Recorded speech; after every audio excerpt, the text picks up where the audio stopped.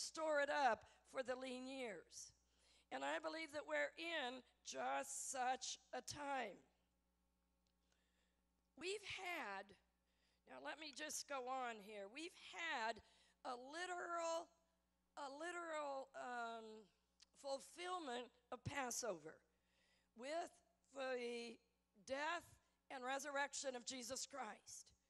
So we have the Old Testament pattern, and then we have the New Testament fulfillment. So it is also with Pentecost. We have the Old Testament pattern, and we have the New Testament fulfillment with Pentecost. But we have not yet had the New Testament fulfillment of tabernacles. I believe that we are on the verge of stepping. That's part of the new book. We are going to understand tabernacles like we have never understood it.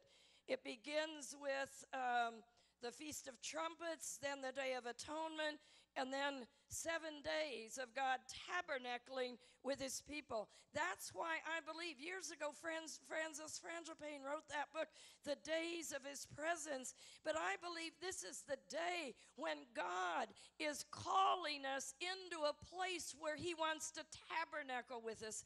I love those issues. If you haven't gotten, I don't usually sell other people's book. Just write Chuck. Tell him to give me a cut on this book.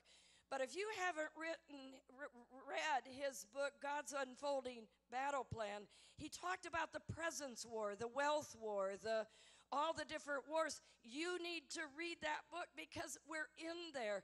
The nations war. I was looking and comparing with what I knew, and I said, this guy has really got it in God's Unfolding Battle Plan. We need to know what's up ahead. We need to be an Issachar people.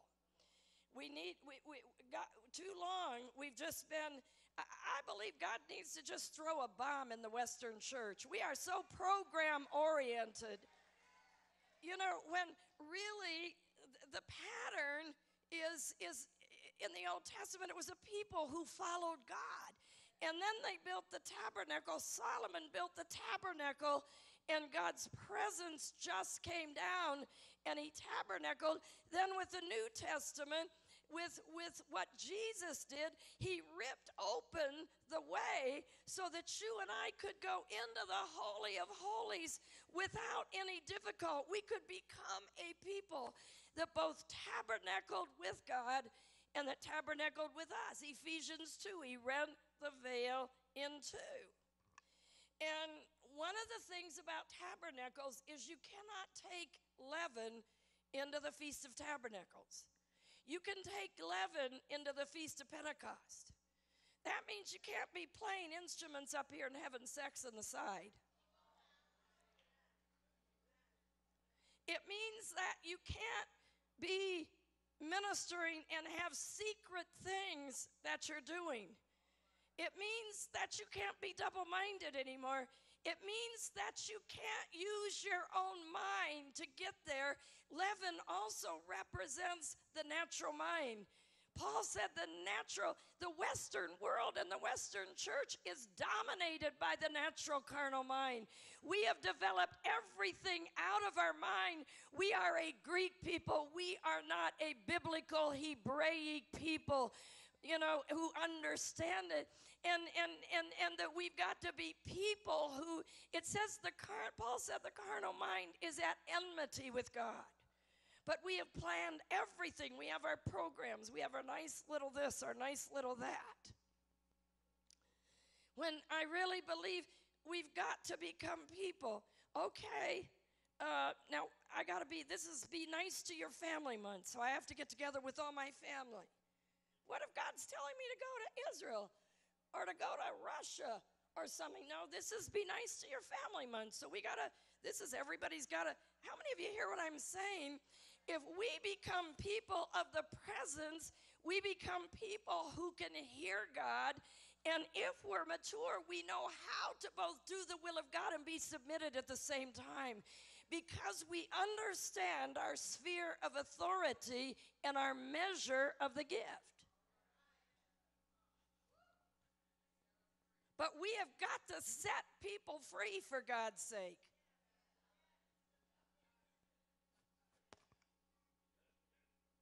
Oh, that made somebody choke, didn't it? Is that you? Who was that?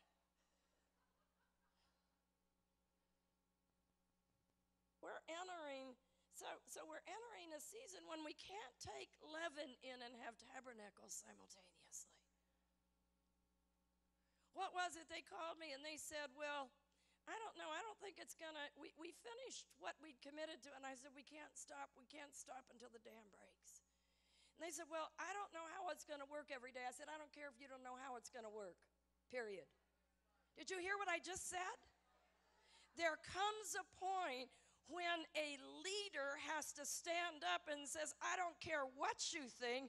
This is what God is saying. We must move into it. And they wanted to pray when it was convenient. Hear me. People want to do things when it's convenient, but we must blast the convenience button, because God is saying, where is there a people that will become my people? I'm at the place where I say, let half of them leave the church. They don't want God anyway. Let the ones who don't want him leave, don't condemn them. Let them go over to the church of the dead-born. Since when is my pocketbook dependent on how many people I have in my church?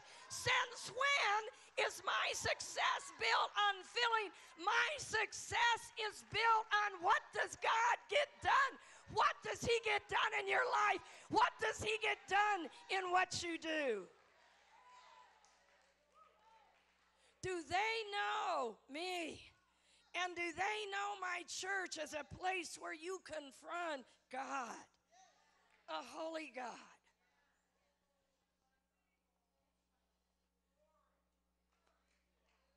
I'm trying to get to my notes.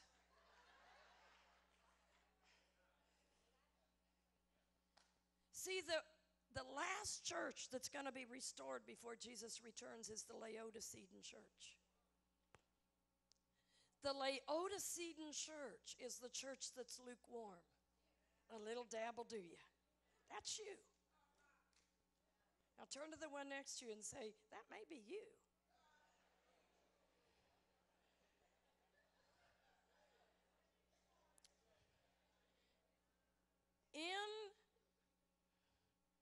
Robert, I hope I'm doing okay. In the name of the Father, the Son, and the Holy Spirit. Give me a little bit of holy water, something. Oh, I wish I had nice messages, but this is what's going to bring all the glory of your presence. We, your people, give you reverence. I'm not the worship leader, so don't complain.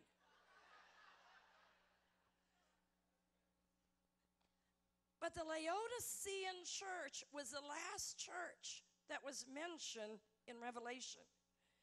I believe it's the last church that's going to be restored before Jesus comes. That's the Western church. That's your church. That's my church. That's Europe. That's the United States, North America. United States of America, Canada.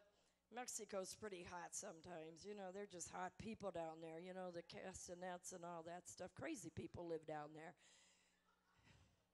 I'm saying that nicely. You know, they're just wild. If you've ever been there, I mean, they make a fire out of anything. I mean, it's like they just do something and the fire breaks out, you know? So, but in Revelation 3:18, his word to the Laodicean church was, come buy of me eye salve. Well, first of all, he said gold refined in the fire. Peter equates gold with faith. Gold that's tried in the fire is of great worth because all the impurities are removed. So it means that you're of great worth. The other thing, the purer the gold, the more